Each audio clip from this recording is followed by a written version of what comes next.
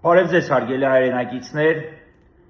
կարծում եմ ևս նկատել եք, որ ներկայիս քաղաքական իշխանության օրոք քաղաքական հայացքների պատճառով հետապնդումներն ու ռեպրեսիաները այնքան արագ տեմպերով են զարգանում, որ անգամ մենք փաստաբաններս դրա մասին խոսել չենք հասցնում, բայց այնուամենայնիվ քիչ առաջ ինձ դիմեցի մի խնդրով, որի մասին ուղղակի չխոսալ կամ դա հրապարակային քննադատության առարկա չդարձնել չեմ կարող։ Ուրեմն ինչ է տեղի ունեցել։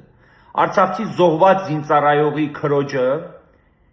5 երեխաների, որից 3-ը մանկահասակ երեխաներ, նրանց այդ երեխաների ներկայությամբ քիչ առաջ նոր հաչնի իր բնակավայրից մի քանի ոստիկաններ ձերբակալել եւ տեղափոխել են Դիլիջանի քննչական բաժին զուտ այն բանի համար, որ նա Facebook-յան հարթակում Նիկոլ Փաշինյանի հասցեին բռնության կոչ է արել մեկնաբանություններում։ Ինչ որ եթերի տակ մեկնաբանություններում Նիկոլ Փաշինյանի հասցեին բռնության կոչ է կատարել։ Կրկնում եմ, զոհված զինծառայողի քրոջը Արցախի տարհանված անուն ազգանունը հիմա չեմ նշի, անձին ձերբակալել 5 երեխաների ներկայությամբ 3-ը կրկնում եմ մանկահասակ երեխա, իսկ երեխաներից մեկն էլ ստիպված էր նրա հետ տեղափոխվել ոստիկանության բաժին, տարիքով փոքր է, անընդհատ լացում էր եւ այլն։ Ձերբակալել եւ տեղափոխել են քննչական բաժին։ Դիլիջանի քննչական բաժին։ Այս ժամին, այո, այս ժամին ձերբակալել եւ տեղափոխել են քննչական բաժին։ Նիկոլ Փաշինյանի հասցեին բռնության կոչ